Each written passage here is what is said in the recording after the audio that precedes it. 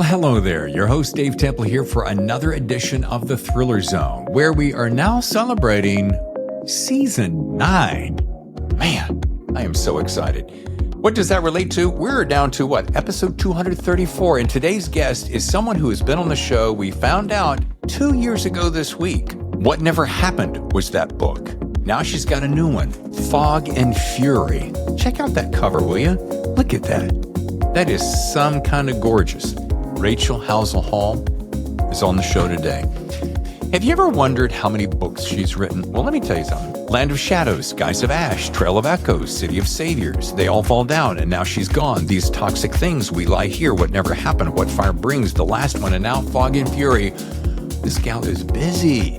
And this particular book feels like almost at one time a departure, one time something brand new, and at the same time comfortable as well-worn shoes. Either way, you're going to enjoy it, and you're going to love this conversation. I always have fun with Rachel. So let's get into it on the Thriller Zone. All looking fancy with your little cup. How are you? It's amazing how many people mention your little cup. It's you know why I drink it in a little cup? Because if I drink in a big one, I just drink too much. Yeah. And this is about nowadays. Is that ever a problem?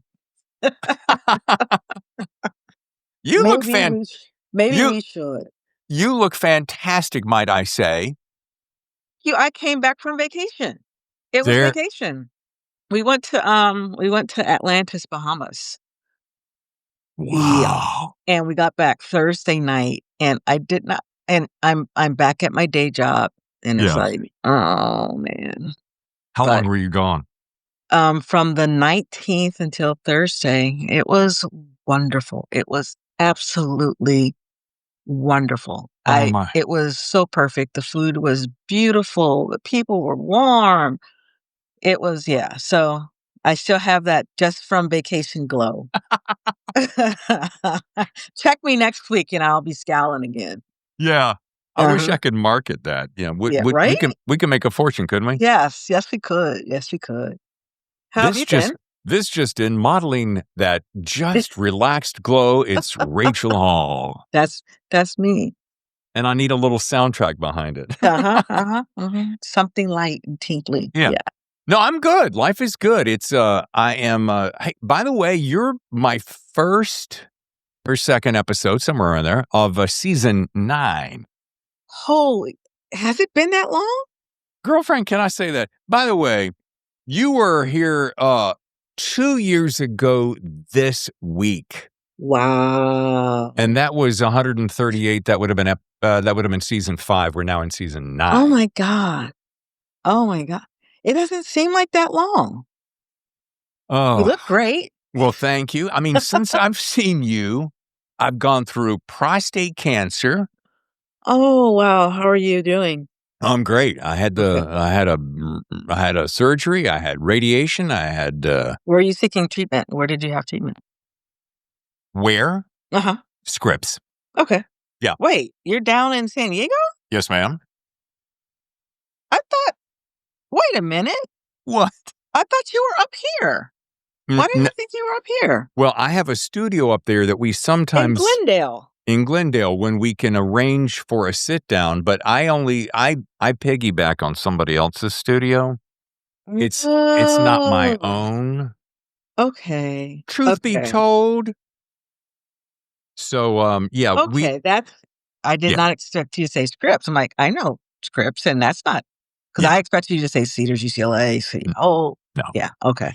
If I were in Glendale, you and I would be sitting there breathing the same righteous air. It was always hard for me because I work for Cedars, and and so like I had like a career, and I just had my one-on-ones, and now I'm slotting this in because that was why it was always hard because it's okay. It's all good. It's all good. Well, I'm glad you're recovering. Yeah. Oh, yeah. It's it is 0, and I'm good, and I'm feeling almost better than ever. And it's I am going to take a little time off of the summer, which as you should. I worked all the way through the cancer surgery, so I'm like, why did I my wife said Well, you know what? As a survivor, I did the same. I was pregnant at the same time, oh, and, they give you the 3 days, and then I was back at work.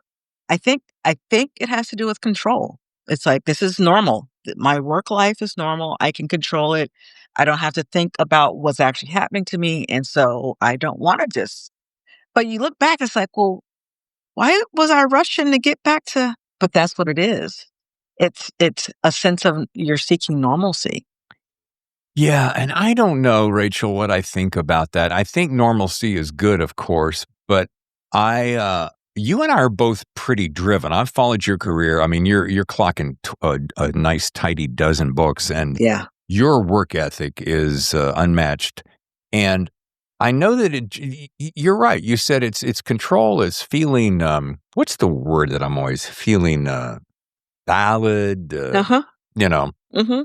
And so my wife says, "Can I ask you something?" I'm like, "What?" She goes, "Why do you work so hard? You're not getting paid for this." I'm like, "Well, I don't have any other switch but full on. There's no drop feed."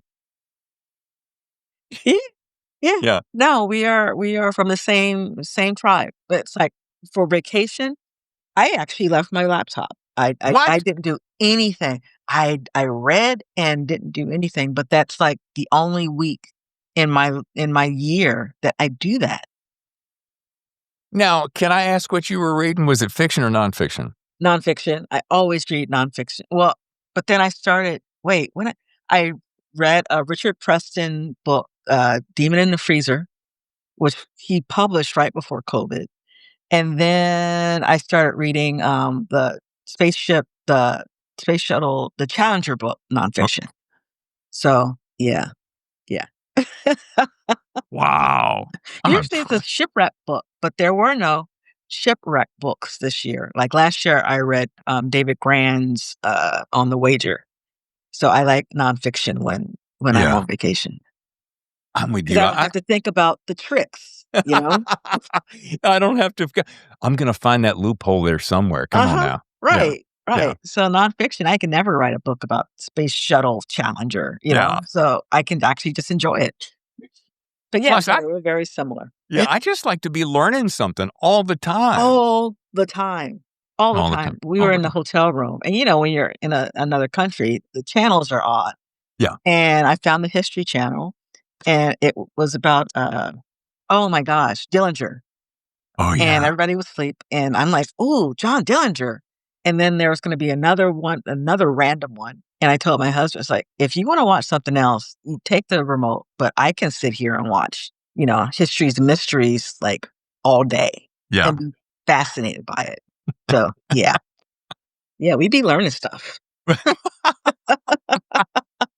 That should be a T-shirt. Uh-huh, yeah. Yep, yep, yep, yep. Hey, by the way, I always like to start out with this, with the cover. And Rachel, this thing is so beautiful. They are incredible with covers, and you saw the na did do you have wait, you don't have the hardcover yet, do you? Do you have the hardcover? So, the Naked book has yeah. Oh, I didn't even see that. Uh-huh. On all my Thomas and Mercer titles, if you take off the dust jacket, they have, like, a little extra something Oh on the my. case. Well, Yeah, they're getting up there in, and I know I'm gonna piss off somebody when I say this. They're up there in Blackstone territory because yeah, Blackstone tends to do stuff like that. yeah, yeah. So, no, it's a beautiful, beautiful book. Well, this is not only when I saw this, I saw me because I'm a big fan of San Francisco. So I saw my head went Golden Gate Bridge. It's fog. Yeah, of course. And I'm all in. And then of course we found out it's a little bit different. Yeah, yeah. But um, favorite title, Fog and Fury. Yes. That's one of those titles that I went, okay, now somebody has no one ever snagged that title before because that is No, they haven't. And, it's a play tasty. off of, Shakespeare's, is it Macbeth? Is it Macbeth? I wanna say Macbeth. I'm Sound gonna and ask. Fury. I'm gonna ask you to recite that right now, if you would, please. Right?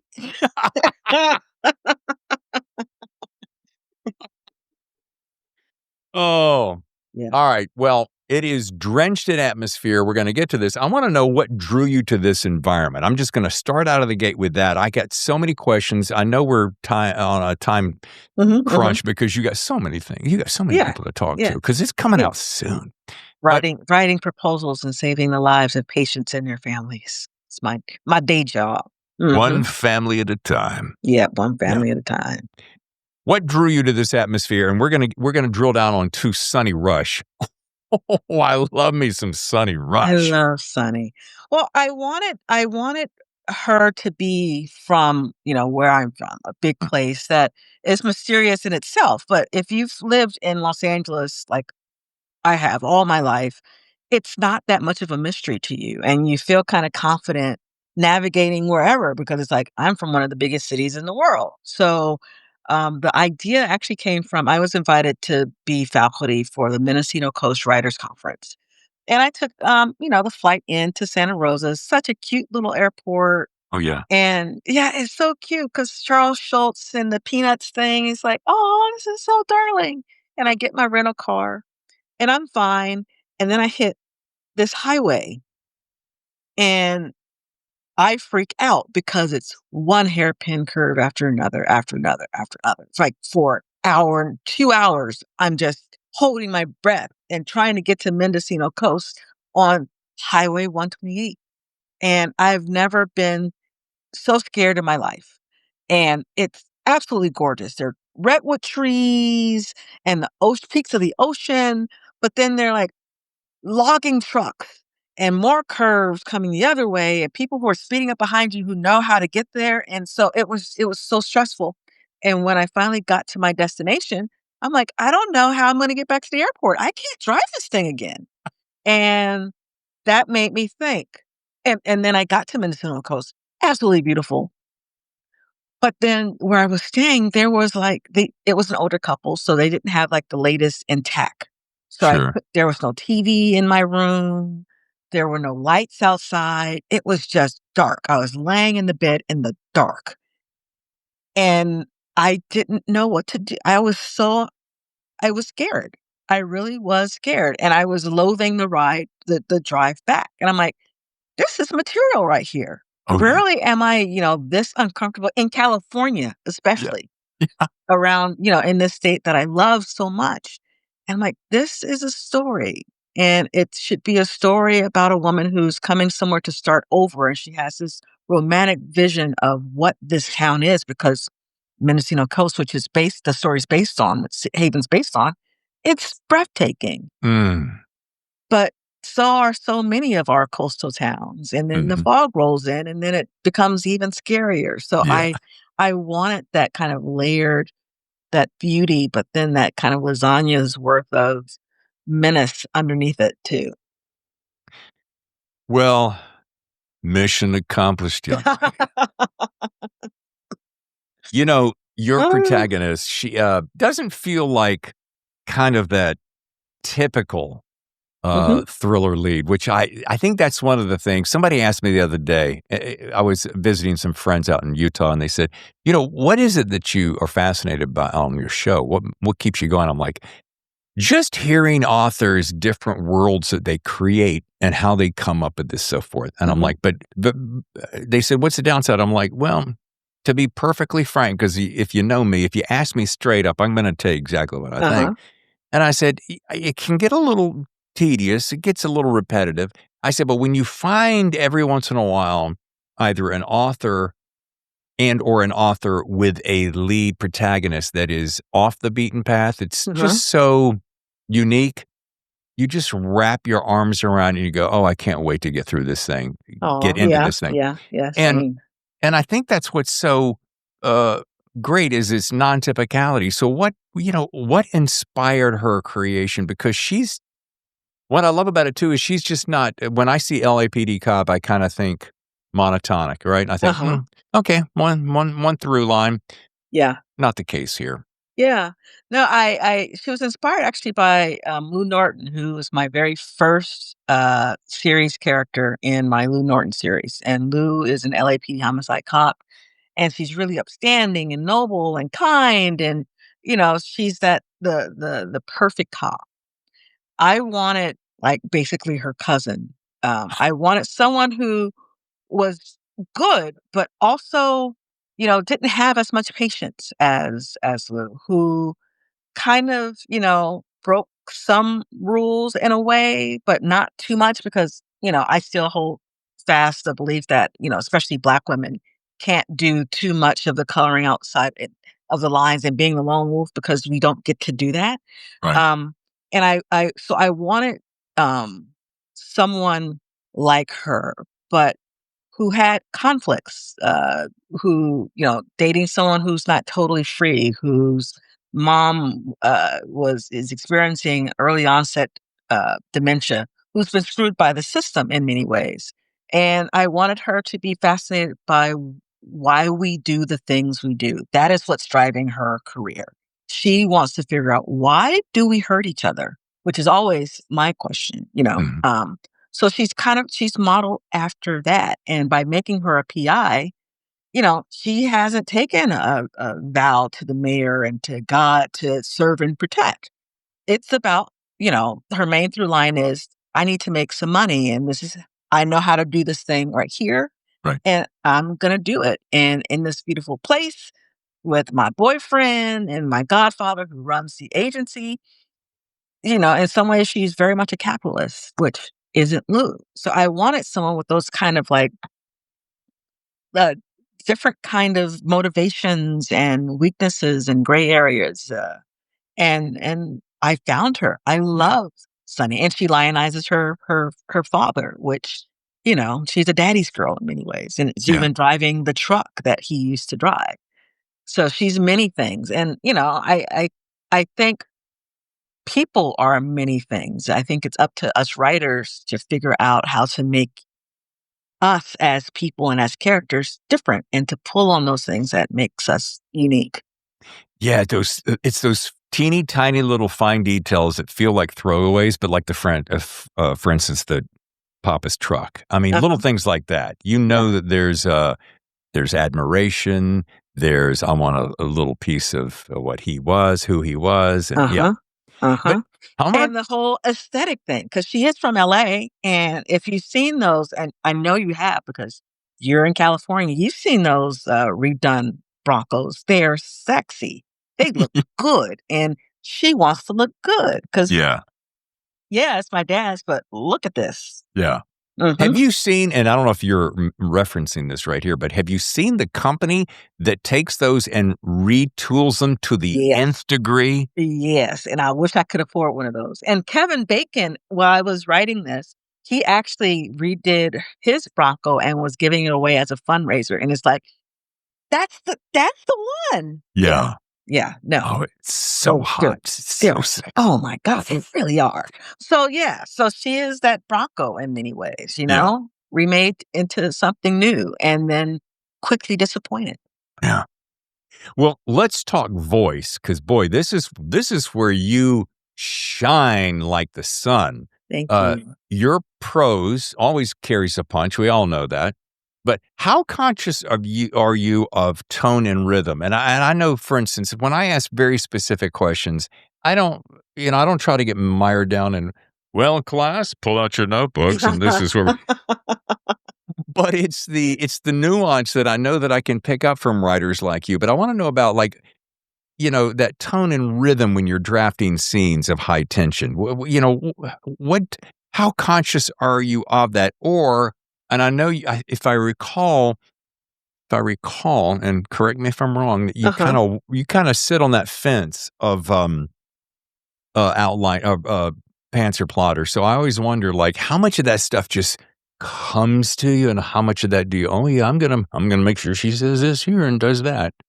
It's both. Part of it is, you know, the whole musicality of writing. I read aloud everything. And when it comes to writing, my gods are Mosley and um Oh God, Elmore Leonard, writers who, when you listen, it's like jazz. So when I was starting this journey years and years ago, I was reading them because that's how I like hearing words. And so part of it is educating myself on how they do it, which is why I don't read fiction on vacation because I'm constantly a student and I can't rest if I'm a student. So it's a lot of reading writers who I admire who have that kind of musicality.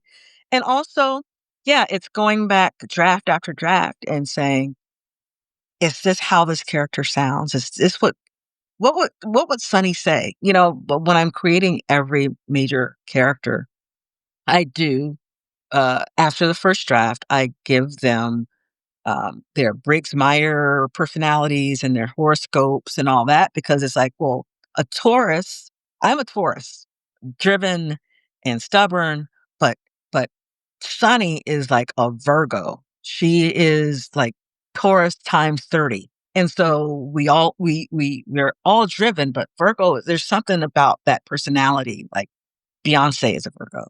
Yeah. So I want to make sure that those attributes are in how they speak. And then I meld it all together. That last draft, it's strictly, the art of the writing, where it's like, you know, dropping words and making it flow like music. It's so funny you should say, and it's such a perfect example, Rachel, when you said like jazz. Reading this made me think one of my all-time favorite jazz talents, Miles Davis. Yes. Yeah. Kind of Blue. Kind of Probably Blue is my favorite album. Uh-huh. it is my top one or two, right, of all time. But there is an album he did where he just went off. This was when he went off that deep end. Mm-hmm. And he was sporting the ginormous glasses, and he would turn his back to the crowd, and all over the place, and I can't think of the name of it. But when I was reading this, for some reason, I kind of felt that. I felt, it's kind of blue here. Yeah. And then it goes into that kaleidoscopic, schizophrenic, and I love that. The way that you did that, again, we're talking about voice and prose. And thank you. And some of that sadness, especially when it comes to Sunny and her relationship, I thought of Billie Holiday. I listened to Billie Holiday a lot in college. And even, this sounds random, but there's a video game I played, Fallout 76. And you get to listen to like a radio station when you're wandering the torn up landscape. And they include a Billie Holiday song. And it makes me sad and happy when I hear it because her voice is just so plaintive and pleading, but strong. And, I wanted those soft moments, those Billie Holiday moments for Sunny, especially when she was thinking about how her life has turned, how her love has kind of like just blown up in her face. Yeah. So yeah, that is that musicality. Well, listeners, I hope you're really listening to this, because this to me is that little magic. Why I listen to podcasts is we want to drill down and find those little secret sauce, the magic and musicality. I love that. Jazz, tempo. Elmore, as you said, was famous for that. Don Winslow tends to do that a lot. Oh yeah, definitely. Don Winslow. And just to me, that is one of the single most enjoyable things, period, mic drop, end of story, full stop, whatever else I can do to punctuate that. Yeah. But it's that, it's that musicality, that rhythm. So anyway, I've made that point. I don't want to beat it. Now, this book, Fog and Fury, dances between suspense and emotional, I'm gonna say complexity. We kind of referenced that earlier. When you're building a thriller, and I kind of like building a house, how do you balance plot momentum, dun, dun, dun, dun, dun, dun, dun, and character work? How do you balance that? I think I see them as one and the same, because what I do and who I am, that Briggs Meyer, that horoscope, dictates what's going to happen next. Because, a Scorpio personality will just say, well, I'm just going to go and just kill everybody. Fuck it. Right. which turns the plot into a whole different story. Whereas someone who's not so like hard headed and angry will maybe just sit on something and let the suspense build and build and build. So my characters, in some ways, dictate when the reveal is going to happen, when they want to see the light, basically. Again, it takes outlining, definitely, but also being open to the universe saying, yeah, well, not yet, or they wouldn't do this right now because of who they are. And that, for me at least, takes more than just 1-2 drafts. That's like 3-4 drafts. You are the first person, Rachel, that's ever used horoscopes in the conversation on character development. I'm 99.9% sure. And so as I'm hearing you say this, I'm like, I'm an Aquarian, right? Oh, see? Peace, Peace and love, and just like everybody just get along, which is why, so interestingly, but when I write killers, they're such sick, sadistic mother. So they're Scorpios or they're Leos or something. Oh, anyway. And while I don't like necessarily subscribe to that in my personal life, in terms of helping build character, that's a perfect thing. Yeah. Yeah. God, I'd never thought about that before. But you said Myers-Briggs, and that triggered something. Yeah. God, I remember studying that back in school, and it's uncanny how close it is to who we are. It's scary. I had to do the work version of that a month ago, and I had to go and read it to my husband. So I'm like, this is a witch, because it had me to a T. It was so scary, especially as I've gotten older. I've leaned into that kind of personality where I'm dominant. I get it done. Some see that as being mean, but it's like, no, I'm just trying to make sure that everybody gets things done and can have their own lives. Why are we sending 8 million emails when it can be like 2? So yeah. No, the personality things, especially for a fiction writer who's I'm actually interested in making my characters into people, into complex beings. I don't like reading something that can just be anybody. Yeah. Yeah, and a lot of that is that. And sometimes readers don't like that. They don't want people that they have to think about or that they really have to fear for. They just want a cipher for themselves, and that's the story, and they don't care. So it works for me, for especially for readers who are interested in character studies. But sometimes, I get resistance for that. I'm working on a book right now. I've been working on it for way too long, hoping it's going to get finished soon. But I came up with this bad guy, and I want to see what you think about this. I won't go into a lot of detail because this is your show, Rachel. It's not my show. But I wanted him to be so superlatively evil, but and have a method of murder that you rarely, if ever, see. So that's number one. Yeah. That's hard to do. Number two, make him poetic, almost artistic, little less difficult to do. But then to make his style, if I tell you what it is, it's so good I don't want to tell you what it is. But what I'm really trying to get to is the fact that I like people like you who really take time to create that character that is not a cardboard cutout, that has a true backstory, and that you almost feel an empathy for them, like, oh, bless their heart. There is something genuinely fucked up about them. Right. Like Thanos, right? He's like, he got a point.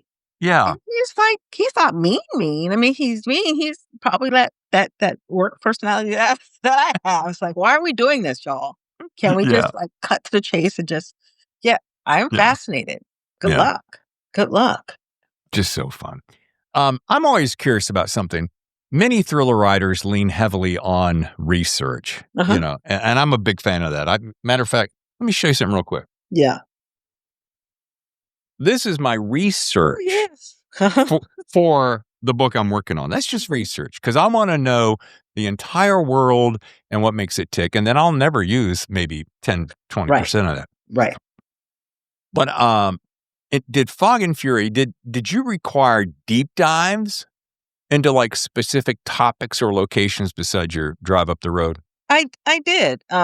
One, the concerns of a small town. I went to UC Santa Cruz, so that's technically a small town. But as an adult, I've never lived in a small town. So it's like, what are they concerned with? And one of those things is development. So I had to go in to find some small towns in California that are worried about gentrification and the Airbnb-ification of everything and the towns dying and what's that like and who wants what. So that was like a big dive for me. I had to figure out um, uh, how some agencies work, like for real. Right. That's always fun. And just, the fog. I remember being at Santa Cruz and having it be May and June and it's still being cold because that fog comes in and by 3:00 it's burned off. But, people think, oh, you're by the beach. It should be nice. No, there's the fog because of chemistry. So researching that, and then uh, creating London Sutton's character, the femme fatale of the story. Because her background, her family is a wine family, winemakers. Yeah. And she, is interfacing with one of the victims of the story, Xander Monroe. And I had to figure out what would a woman like her, how would she get to know a boy like Xander? And so it took a moment because, and she, in my head, she first started out as an image, and that image is the actress Rosamund Pike. Oh, yeah. Yeah. So it's like that pretty, icy, blonde queen who is like mysterious and kind of like scary. It's like, well, what would she be? She'd be a pediatric psychiatrist. And that's how they got to know each other, by her leaning in and being concerned and him finding comfort in this person who is also angry that his parents took him from his home in Oakland and moved him up to this place called Haven. So she was a deep dive for me, but it was mostly the small town and real estate development and those concerns that, people in those places have. Well, then, of course, you had to do a little bit of deep diving on wine and winemaking and how you can appreciate it as you're studying and work. Yeah. I mean, right? That requires some research, doesn't it? Yes, enjoy it does. Yeah. It does. And in the next book, Mist and Malice, I kind of dive deeper into the wine thing because we were up there with friends and did this wine bike trolley tour thing. And it was the most bizarre thing that I've ever done.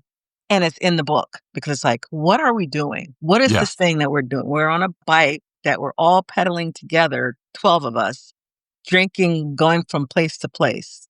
This has to be in a book. So yes, research. It is, it is rife with complexity and possibility and danger. Yeah. From the mere fact of consuming wine while bike riding. Right. But it's all in it's all in the name of good writing. I want to bring readers authenticity. Right.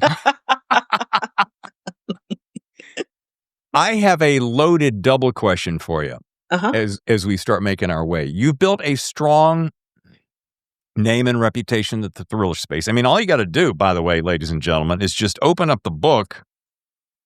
It's not one page of accolades. Oh, it's not 2. It's not 3. It's not 4. It's not 5. It's not 6, 7. It's 8.5.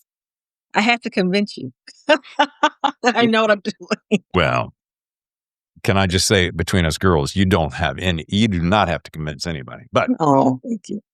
What part of this genre that you have mastered still excites and or challenges you as a writer? That's point A. So what still just lights you up? Conversely, what's the one thing that drives you bonkers? what lights me up is creating characters like Sunny and Xander and London and Mackenzie and even Figgy, the dog. I like um, people study and making them real.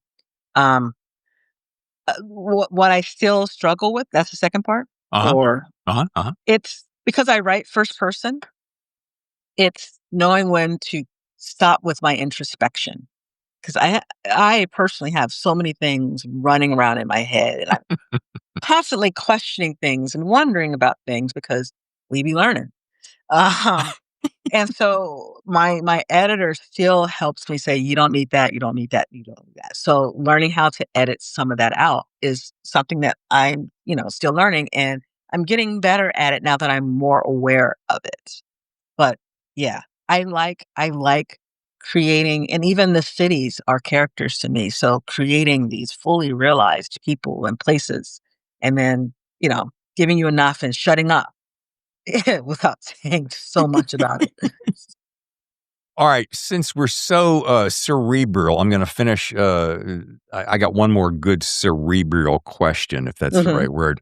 And I don't want to spoil anything on Fog and Fury, but it touches on themes of identity and justice.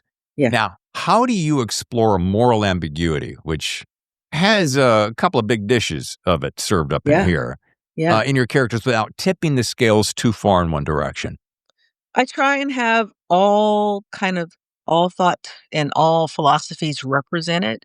And then my main character selecting one of those and charging ahead and dealing with whatever repercussions that come as a result of it. So I have my Greek chorus and everyone presenting their case, and then Sunny saying, or all my characters say, I'm gonna take that one and I hope it's the best choice. And sometimes it's not. And that's what drives, makes it exciting. It's like, so I chose my own adventure. What happens now? So yeah. I guess I don't even think about it. Are all your books in first person? All except maybe I think And Now She's Gone was written in third person, but I would say 98% of them are first person. Because I remember 2 years ago, as we mentioned at the beginning of the show, What Never Happened was first Uh-huh. person. Because I remember Yes. thinking, bang. And by the way, Yeah. 24,000 stellar reviews on Amazon, might I say, which is cray-cray for 2 Cray years. cray for 2 years. Yeah. Yeah. But I guess, do you ever find yourself going, you know what? I'm going to mix this thing up and I'm going to write third, or I'm going to get third. I'm going to do a mixture of thirds, or maybe a first and third. So I did a first and third for Land of Shadows. Um, Usually my books are first person present tense. This is first person past tense. So I, Yeah. I kind of stick it up there. Yeah. Wow. Um, Slow down. I know, innovating all the time. Um, but I feel most comfortable. Writing is already hard and my time is already limited. And so I'm like, well, why choose to do something new in that way? I Yeah. choose new types of stories and, places and all that type of thing. At least I'm familiar and comfortable with the mechanics of how I'm telling it. So Okay. one day when I have a lot of time, I'm going to try and do a third person. Well, this begs this question, because I know you work a solid 9 to 5. I mean, Yeah. you're stacked. So how do you squeeze in? And Eh, this is no light feat. Okay, I'm gonna if I were clocking it, I would say 360. Let me see how close I am. Oh my God. Yeah. Look at me. Not to toot my horn, but 370. Yeah, Uh-huh. 374. Yeah. That's a hefty, it's not quite a workout, but I No. mean, no. It's How do you squeeze it in? So I still, except for that week of vacation, I wake up at 4 o'clock every morning to write until like 7, and then do the business of writing, and then I start my day job.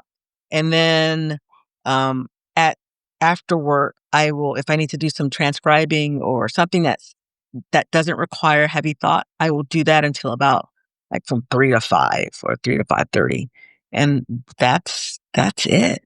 Yeah, and Christmas morning, I don't work on Christmas morning. That just David, I've got to draw the line somewhere. Doggone it. So yeah, I get it. I get it done because I absolutely love it. I really, really do love telling stories and meeting these people and putting my Tippi Hedren type characters in their places. And, it's a joy to me. Yeah. And it shows. Thank you. Shows. I'm with you. I'm a big fan of 4:00. Now, my wake up is probably, today it was 4:55. So it's somewhere in that 4:30 to 5:30 zone. You know why? The world is still quiet. It's still quiet. You can't do dishes or laundry. You don't feel guilty for, not being, the day jobber or the parent or the spouse or any of that. It's just you and the computer and your pets. And also, your mind hasn't picked up all that monkey chatter that's gonna roll in somewhere around 7, 8, 9 o'clock. Yeah. No, I always say I give myself the best words, and then I give my employer what comes after. Well done. All right, I'm going to do a quick little round because I haven't done this forever, and you and I have such a great chemistry. Before we wrap, I want to do 5 rapid-fire questions. Some of them have been touched on. Okay. Some of them had not. It's the first thing that pops into your head. Okay. Plot first or character first? Character. The book that made you want to become a writer? It by Stephen King. There's a good one. Your ideal writing fuel: coffee, tea, wine, or chaos? Coffee with some chaos. I'll have a coffee with a side of chaos, please. Yes, please. All right. Favorite weapon in a thriller: psychological manipulation or a good old-fashioned gun? Psychological manipulation. And we all knew that one, right? Yep. And fog or fury, which one best describes your writing style more? Fury. Yeah. Fury. Yeah. Back to the horoscope. Back to the horoscope. In this horoscape. Yeah. Well, I always close with one question. I'm going to be real curious to see how it has changed in the 2 years. How has it matured in the 2 years since we last spoke? What is that best writing advice for my listeners who want to be writers? Put your butt in the seat. That's it. You gotta be there, and just every day, or as close to every day as you can. No, every day. I can do it. If I'm doing it every day, you can do it every day. Yeah. Yep. I feel a song coming on. I love big books, and I cannot lie. And I cannot lie. Well, folks, once again, the book is Fog and Fury. You're going to love this one. Go to rachelhowzell.com to learn more. And Rachel, as always, you are one of the best. So delightful. Thank you so much. I always have fun talking with you. I did not ask, but is there, wait a minute, you did Mist and Malice. Another good title. Yeah, I'm leaning into this kind of PI thing, man. I love it. And if the same folks at Amazon, Thomas and Mercer are in charge, there's going to be another sexy book cover in the making. Yes. Thank you again so much. Thank you. Thanks once again to Rachel Howzell Hall and the book Fog and Fury. This one is a killer read. Folks, if you'd like to be on the show, do me a favor and drop us a note at thethrillerzone@gmail.com. Thethrillerzone@gmail.com. Now, not everyone could get on the show, and in the spirit of transparency, I'm going to take a little bit lighter load during the summer months. I know you're thinking, but Dave, I got to have my episode every single week. I know, I get it. I'm the same way. I love to know that there's always an episode dropping. And as you now know, in season 9, we're dropping our shows on Wednesdays instead of Thursdays. But Daddy needs a little bit of a break. Daddy wants to enjoy his summer. He has burned through the last 3 summers, and he wants a little bit of time off, if you know what I'm saying. So if you don't get a show every single week, bear with me. I'm trying to get some vacation myself too. But if you'd like to get in touch, thethrillerzone@gmail.com. Of course, you can always reach us at thethrillerzone.com. That's right, your one-stop shop for everything thrillers. I mean, if you're enjoying thrillers, whether it's fiction, television, film, this is the place. We've been voted your #1 thriller podcast in the world, and we have to work hard to keep it that way. So thank you for your patience while I take a little bit of time off throughout the summer. And of course, we'll always try to fit in everyone we possibly can. So until next time, I'm your host, Dave Temple. Thank you so much for being there. Thank you so much for supporting us. And I'll see you next time for another edition of The Thriller Zone.